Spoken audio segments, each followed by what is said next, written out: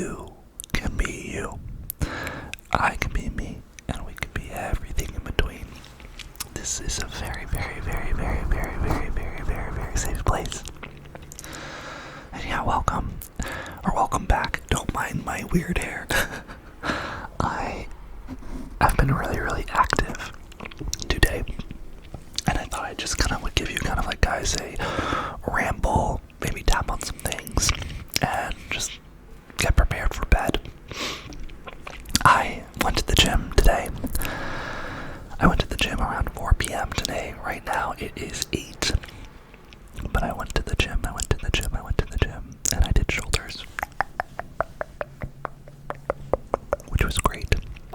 But then after that, I went on a hike with my friend Kylie, and then she came over to my place. We walked to Trader Joe's, which is like right, so I live like on a really main street. If you walk up the hill and turn right on the corner, it's a Trader Joe's, and so that's where we picked up some dinner, and it was really cool. We're both kind of broke, so it's just because of the industry, the entertainment industry. If you're new here, I usually work as a film scout. I live in LA, Los Angeles, and it's really slow right now because there's going to be potentially like a writer's strike. There's a new negotiation happening with the Writers Guild of America, and a lot of productions that are waiting for that to be resolved before they go forth with their productions. They do that because they don't want to start a production and then hold, and have to pay everyone if there's a strike. Because if there's a strike, that means none of the writers are going to be working, and that means projects are going to be stopped. So it's better for people if they just wait it out, and hopefully they'll be solved by like May. But because of that, a lot of people aren't working, and we're all just saving money. So we went to Trader Joe's, and I don't know about you. I don't know if you go to Trader Joe's or think about like your, sorry, it's loud. Think about like your restaurant, not restaurant, like your supermarket. But Trader Joe's, everyone has like their go-tos. My go-tos are like the pizzas and the chicken and buffalo chicken dip and chips and all that stuff. But Kylie's was really different, and it was cool because we were going to go pizza, but then I basically ended up getting what she usually makes for dinner, which was like she gets like the fried chicken. She gets the fried chicken. Here, I'm just gonna do this. She gets the fried chicken.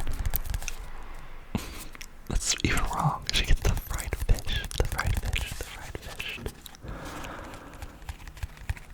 She gets the fried fish, and then she gets like cabbage, and then she gets the tortilla and cheese, and then she makes like little tacos. So that's what we did. Then we walked back to my place, and we listened to our favorite artist named Mallrat, who is amazing. I would highly recommend listening to her, giving her a listen. Let me know if you guys like her. She's this Australian producer, singer that composed everything in her room. She's called Mallrat. Think like a shopping mall, and think of like New York rats. So and then we made dinner, and then we watched all these like MTV throwback TV shows from the 2000s, which I don't know if you remember, but we watched, because she's never seen them, and I grew up watching them for some stupid reason. I was like 8 years old. We watched Next. We watched Parental Control, and then we watched The Silent Library, or The Library of Silence, the one where they basically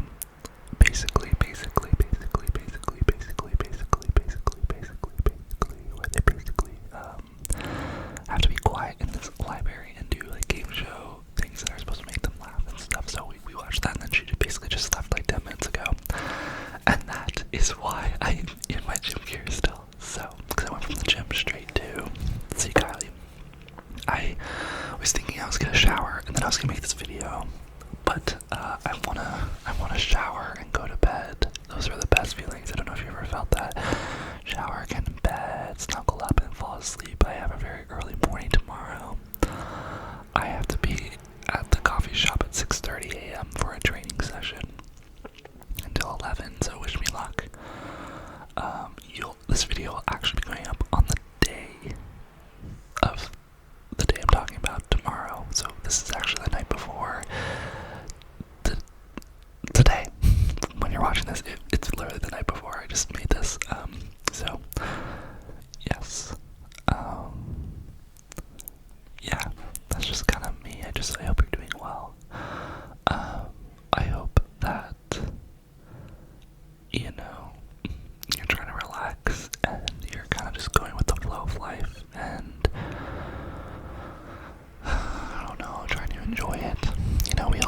phases of where we are in life, right? It's kind of like, if you think of it like a book, we all are in different chapters, and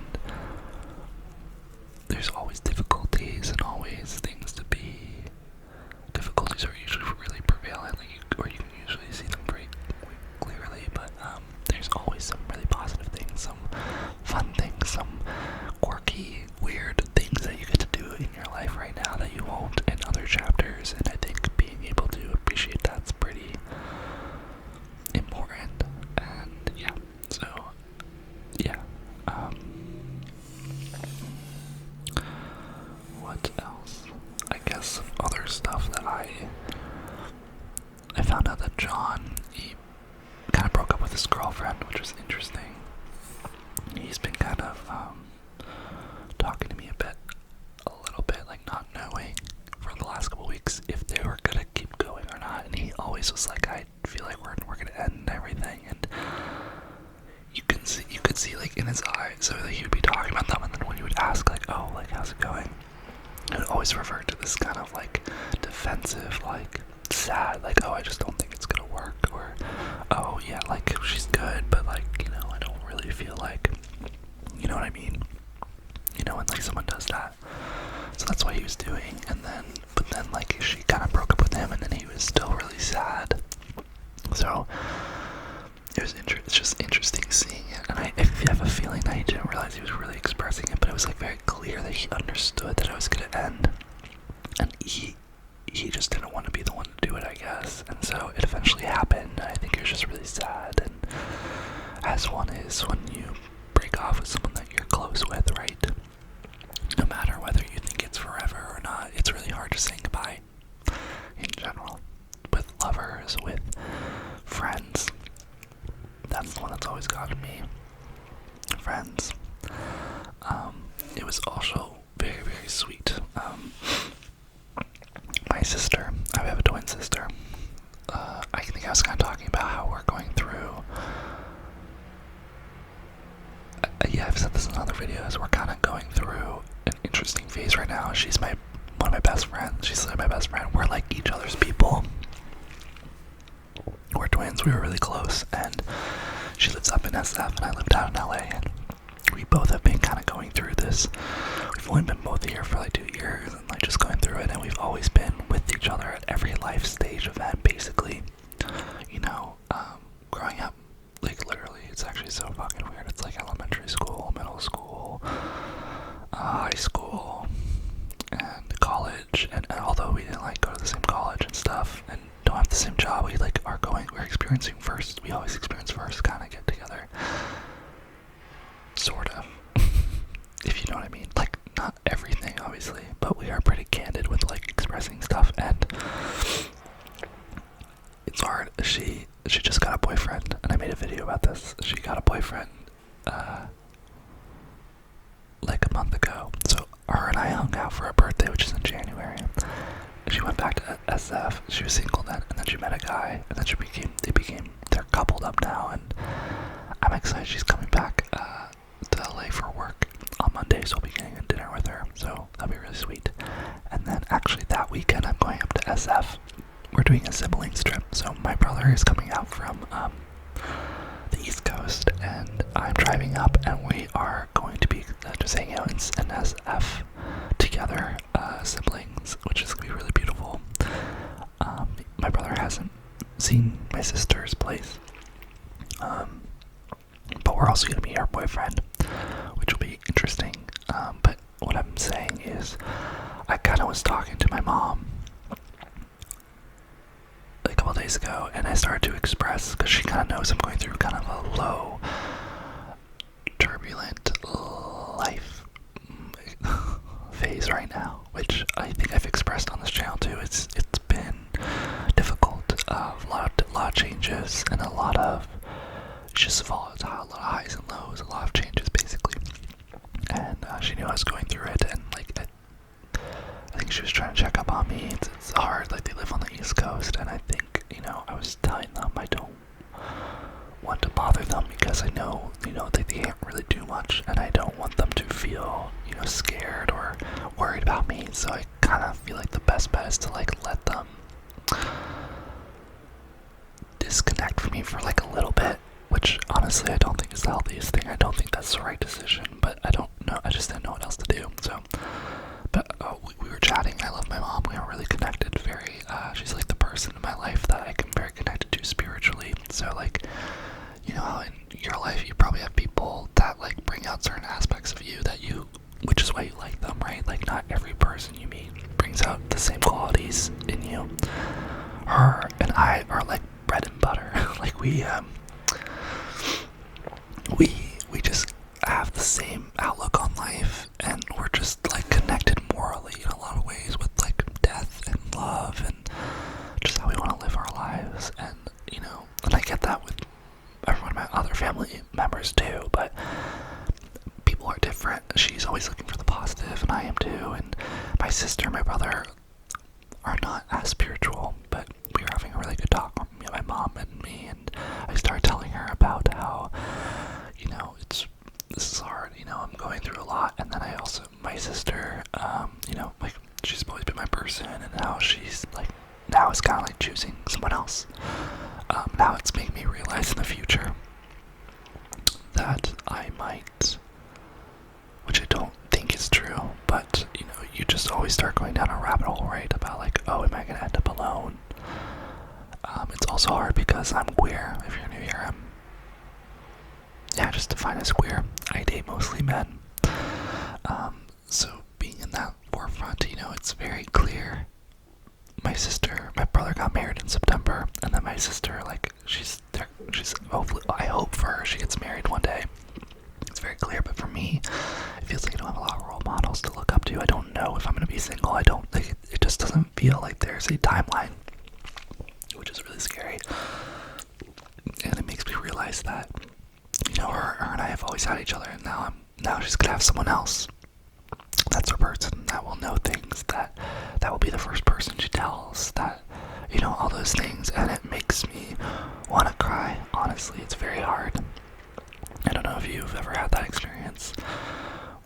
You slowly just can see yourself slipping away. And, you know, what I want to do is, like, be like, don't do it, you know, like, you're going too fast, like, all this stuff, but I'm not gonna do that, because I want her to have an amazing life, right? And there's things that other people will give her that I can't.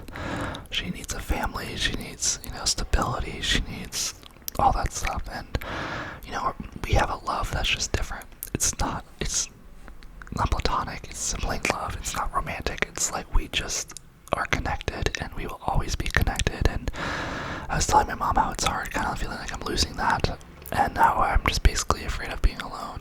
And not on top of that, y'all, sorry, I'm going kind of in this is a low vibration video, so if you're kind of feeling like in the mood, maybe this isn't the video for you, so I apologize. But also, I had a friend that, not a friend, but I heard of someone that was LGBTQ that I kind of almost had a thing with a couple years ago that basically passed away. I'll just say that, basically passed away. They chose to basically end their life, and I found that out through my sister, and he was like, I think 4 years older than me, and it's just hard. I don't even want to get in that space, but it just like opens you up a little bit, right? You're like starting to question, why is that the case? And then, I'm not saying I don't support it, or it's not something you support, it's just, I don't know. You gotta respect the people that have passed away, right? But also, I think it can be a little selfish to do that, but also, like, life is hard. That's basically all I'm saying, is like, I'm understanding that life is hard, and right now I'm going through a lot. Anyways, this is all a big lead up to basically, I told my mom this. I told my mom all, not about the queer guy passing away, but I told her about me losing, you know, her and all this. And my mom's really good at comforting, and she was basically just like, and maybe this will be useful for you too. She basically said that, like, people will go in relationships, they'll get married, and, you know, they'll get really bonded, but eventually, if they're together long enough, they'll start to reconnect and go back to their other relationships too. So it's kind of like a temporary thing, she says. I don't know if that's that's true. If it's not true, don't tell me in the comments. Just don't. It's kind of the only thing that's left holding on to. So I don't care if that's a lie, but I'd like to hold on to that. I hope it's true. But what was crazy was I told my mom this, and then yesterday my sister called, and she basically told me, she's like, on the weekend she was kind of being emotional, and she literally, like, word for word was like, you know, Nick, like, I'm in a really happy place in my life, and I know you're kind of going through it, but I have, like, this person. She's like, but you're always gonna be my person, like, you're my person, and I feel like I'm losing you, and all of this, which is crazy because, like I just said, I told my mom that, and I told my mom that afternoon, and then she called me that evening, so it's not even like they chatted, and yeah, it just proved that we're very connected, and, like, you know, like, we're always going through, we actually do feel things similarly towards each other. It's interesting, being a twin right now. Like, I've always knew this was gonna happen, but it's one thing to know something happens and then for it to happen right, so, and there's not much to do about it, so it's just kind of where we're at, and that's fine, and I just felt very grateful that she called me. That's all I'm basically saying, and how cool it is that we kind of, she said word for word what I said to my mom, so that's cool.